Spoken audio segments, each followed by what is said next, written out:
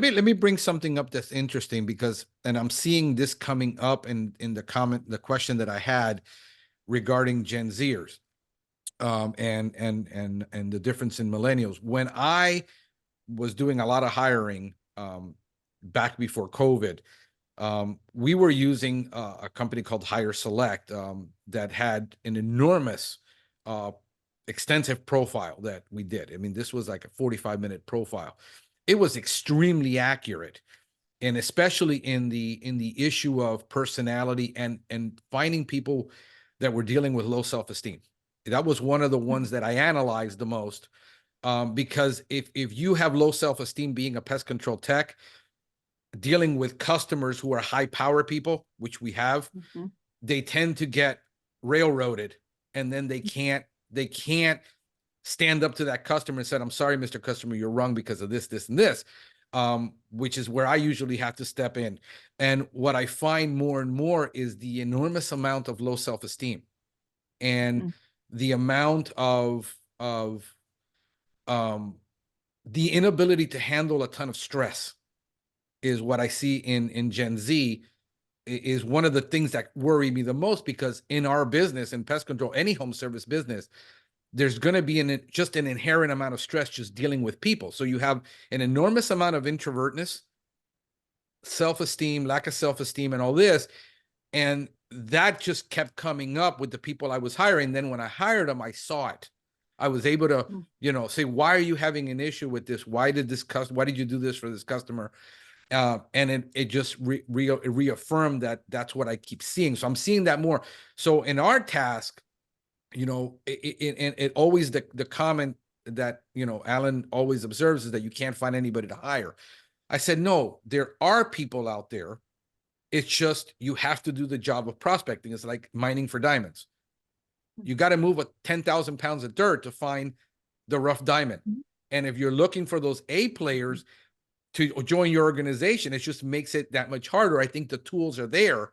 It's just that most people doing their first hiring, when I was talking to Alan and I was talking to Michele, where we have solopreneurs that we're trying to influence, that's who I'm trying to influence the most, is those guys who jumped off a truck and went into stuff because they have no hiring experience. They have no leadership experience. They have no management experience. They have no business management experience. There's no knowledge of finance. They just go into this, and now they're in this new world, in this new, what do you call it? The metaverse that they ran into, and they know none of this. And a lot of this to them is hogwash. It's baloney. It's like, psychobabble.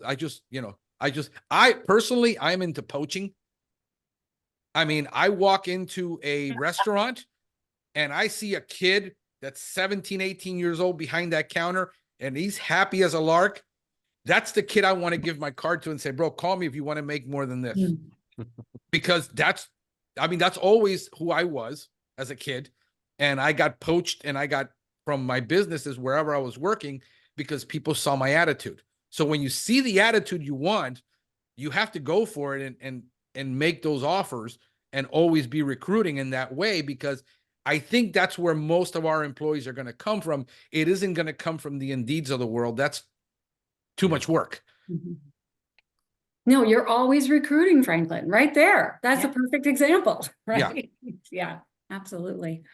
Well, I think too, and Michele, your point on the Gen Zs and how they've grown up, that's it's an interesting piece that I think has to be taken into consideration when we're if you listen online these days, listen to podcasts, one of the things that you hear advertised consistently is online mental health, right? That's become, I think, one of the biggest areas, and something that we have to really think about too when we are coaching. And how are we having that interview process? So part of the process, I think the most important piece during hiring is having the staff, your employees, your people who know the culture, know the job, actually work with these people in a shadow capacity, because they learn more about them than you will ever learn in the questions that you're asking, because they're giving you the answers you want to hear. So that's where I got the most value in hiring process, is the shadowing opportunity when they're spending a half a day out in the field with one of my reps, right? Somebody, one of my techs in this case, asking the questions, what type of questions? And I got the feedback from the technicians on, is this guy a good fit or not? Yep. Right? Or gal. Yeah, when we bring somebody on, that first day is we literally bust their chops and show them what a tough day on the pest truck looks like, and say, can you do this 8 hours a day, 5 days a week, maybe 9 hours, maybe 10? Can you do that? And Franklin, you get what I'm talking about there. Yep. And so you bring them in, and the first day has to be, we tell them, don't teach them anything, you know, to a little bit to what Laura's saying. So it's kind of a shadowing day. Still not, because the whole thing, the onboarding, it's not like, oh, you're hired. No, to me, it's a provisional hire. You are a probationary employee till we tell you you're not. And we're an at-will work state, which, you know, that means different things in different states. Pretty much we can hire and fire for any reason without cause, without notice. Okay. And somebody taught me this years ago, you earn the right every day to come back and do your job again the next day. And I love that. Okay.